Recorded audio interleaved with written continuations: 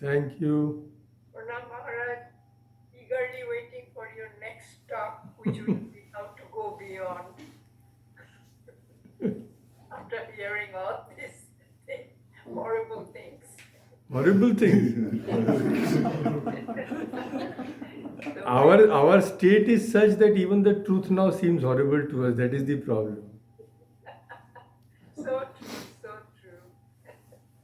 Well, very well, thanks, Swami. Yeah, it's just this is a tough one, and we all know the only way out is through, eh? So you got to go through this process of existence and contradictions and Be aware. That is, at least be aware. Otherwise, frustration can result in the end. So at least when we know the reality, very few of us can renounce at one go. We are not Swami Vivekananda or like that, but at least we know the path, our final goal, so that we won't get disillusioned by the world, which generally happens with most of the people because they are expecting something which is impossible.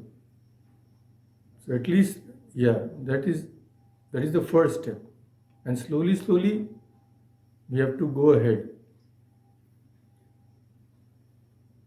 Shivaji, how is everything? Maharaj, as usual, I have two questions, Mhm. like the two aspects of reality. One question is about you were defining Maya as the contradiction and the duality. That is what Swamiji is doing here.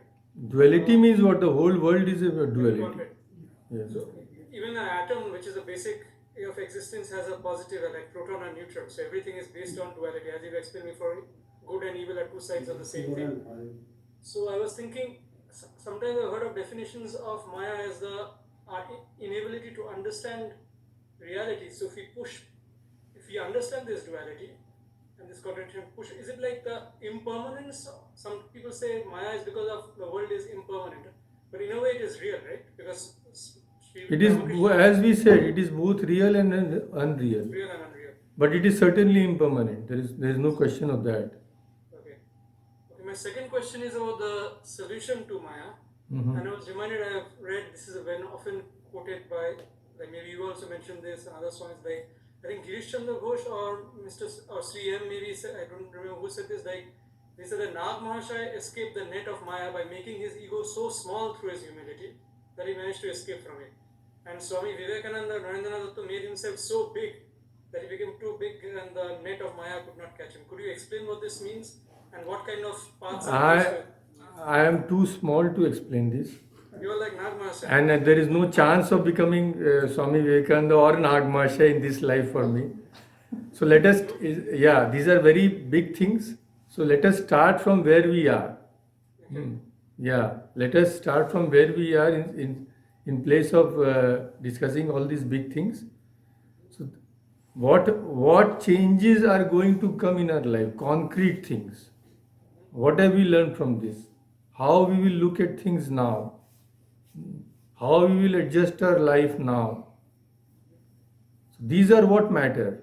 Everything is there in the scriptures. All from the highest states of samadhi and all those things are there. But there is no use in studying, reading rocket science when you are in kindergarten.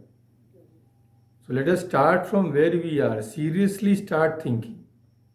What are we doing from morning till night? How much time are you spending in what?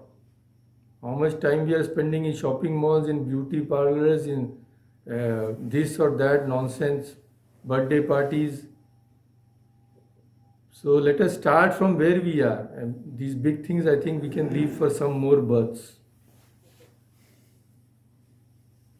So those who are here. Sorry, I have a question. Initially, you said Maya, you explained what Maya is to us, but you said it is used a little differently in the scriptures. Like what we have discussed, scriptures we saw, no? Pramaya tu Prakritim Vidyam, Prakriti is Maya, then it is a sort of magic something. Swami Vivekananda has also used Maya in those senses also because they are all correct. He does not deny. But his explanation is unique. And everybody can relate to that, because we are all in the world. Nobody is outside the world till he has a body. So both are correct. The same thing has been looked at from different standpoints.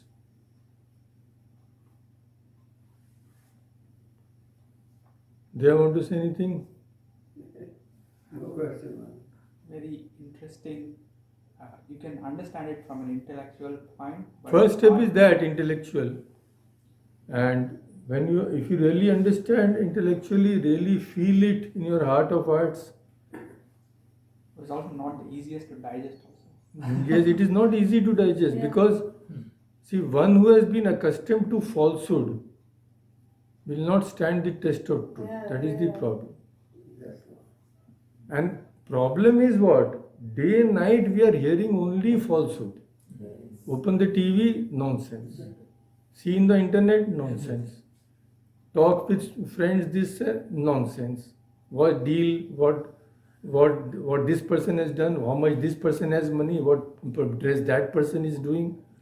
So unless we absolutely, when these things become abhorrent, these things become absolutely stupid, then only we can think of even stepping into spiritual life, not before. But Swamiji, what if we start getting really accustomed to pain? Accustomed to pain is not the answer.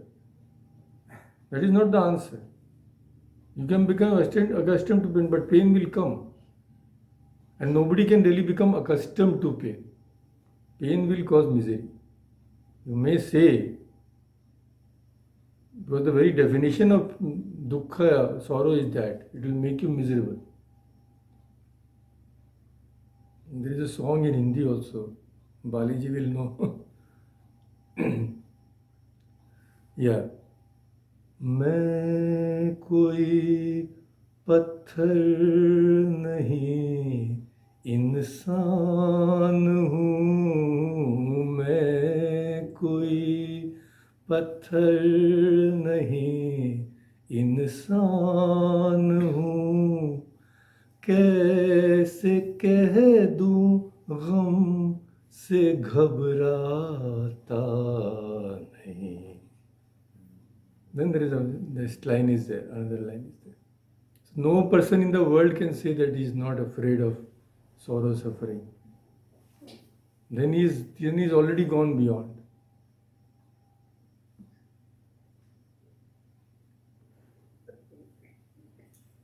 So Yashoda ji, okay, everything.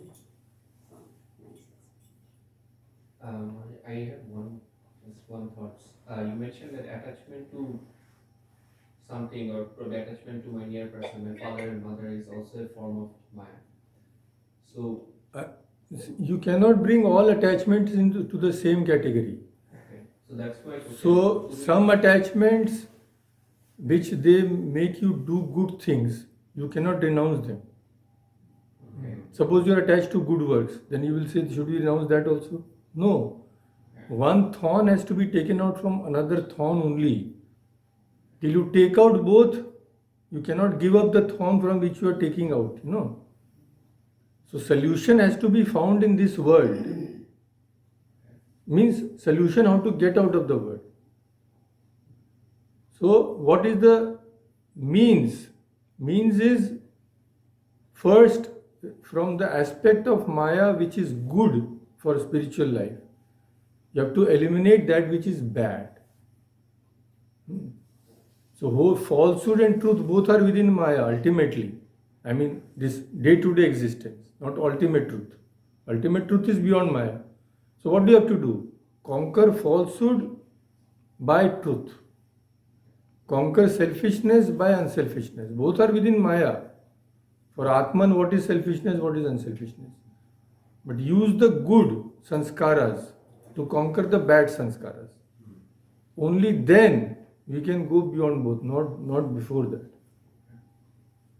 So through Maya is the way out of Maya. Through work is the way beyond work. But you have to work in the right direction, in the right way. So serving our parents, serving our elders, revering our teacher, these are good.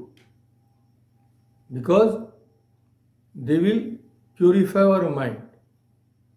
And slowly, We will rise above the bad things. We will rise above selfishness. So these are not to be given up. For us, no? Yeah.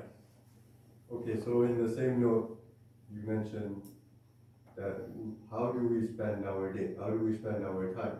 We have to look at this in this concept Yeah. of Maya. So if we're talking about keeping good attachments and relinquishing the poor attachments, or what we judge as poor. That which leads to selfishness. So what is one question we can ask ourselves before we go to do something that will give us an idea of if it's That which leads to selfishness is bad. We have to give that up. I first, others afterwards. Hmm. My people first, others afterwards. That is bad. My child first, others afterwards. My wife first, others afterwards. Give up that. Just because they are mine, they are privileged. They can do nothing wrong. This sort of attachment. I have to get money, whether others die or not, I don't care, by hook or by crook. I should become famous. I should be honored. These things have to be given up.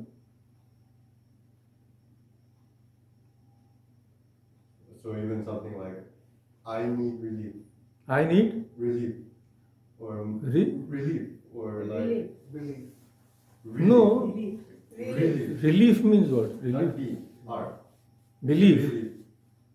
You don't need belief. I mean, you need to believe in good things. That is Not okay. Belief. Relief. Oh, I can't understand. relief. Yeah, Relief so from like- what? Yeah, this is the point. So some activities may come from internal struggle or some sort of internal like feeling. How do we address those? No. All activities are coming from internal feelings also. Only. Yes. All activities are coming from the mind. Yes. But the mind will have good tendencies and bad tendencies. Yes. Don't encourage those activities which are coming from bad tendencies.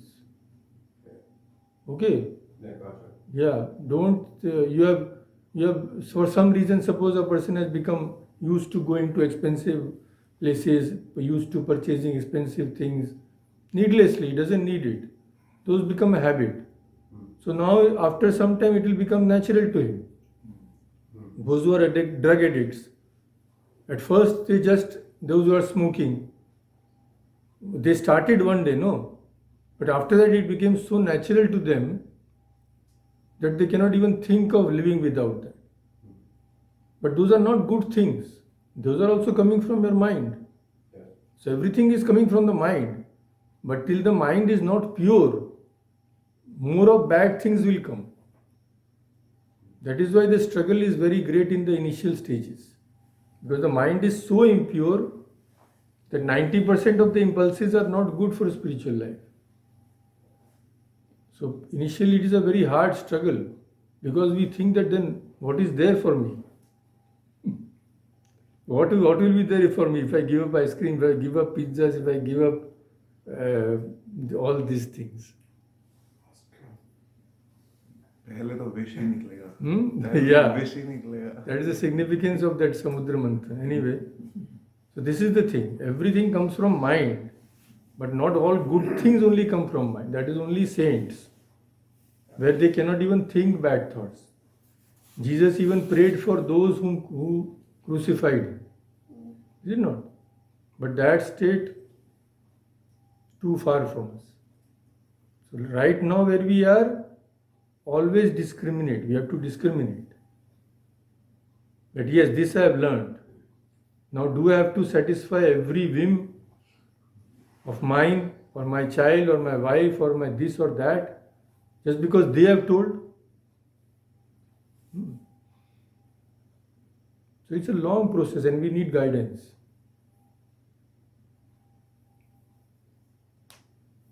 Okay, anybody else to say anything? No, that's it. See, Maharaj, you said the pursuit of more and more happiness may lead to more and more misery. So that Pursuit, is no. cause and effect. Pursuit, no. The more happiness you get, be ready for the same amount of misery which is waiting for So you. is it cause and effect? Or Of course, it is cause and everything in the world is cause and effect. The whole cycle is cause and effect. So pursuit of happiness is untruth, basically pursuit of untruth. That is in the final stage, but even if you untrue, we cannot say it is very real to us. But this much we can understand that any kind of happiness which we get from the world will always bring an equal amount of unhappiness sometime or the other. If not today, tomorrow. Today it may not bring. The newlyweds will be smiling, posing, photographs, this, that, celebrating. But after that, things may not be so rosy. Then they will be filing divorce cases. Not all, of course. So, problem is why? Because they create an illusion. In India, it is less. Why? Because there is no illusion in many cases. So, each has an advantage, disadvantage. Arranged marriage has disadvantage, but it has advantage also. Marriages are much more stable. Love marriages has its advantage, but disadvantage also. So you cannot pin anything. As we said, we are back to this. You cannot pin anything as good and bad. Balanced state of mind is what? When we realize that this is going to happen. So suppose someone marries and think everything, my wife will be absolutely some goddess in human form. We'll happily live like Cinderella for thousands of, then what will happen? After a few days you will find no. She's an ordinary person like you are. But if you know first of all that this is what is life, adjust, compromise, bear with others. Nobody is perfect. There is no, the story of Cinderella does not happen in the world. Once we know, we are forewarned. And we don't expect happiness from the world. This is just a passing stage. Our aim is to go beyond. Problem is when what we get from the world is the be all and end all of our life. And we think there is only happiness to be got. But we'll be disappointed. Then we'll be frustrated. That should not happen.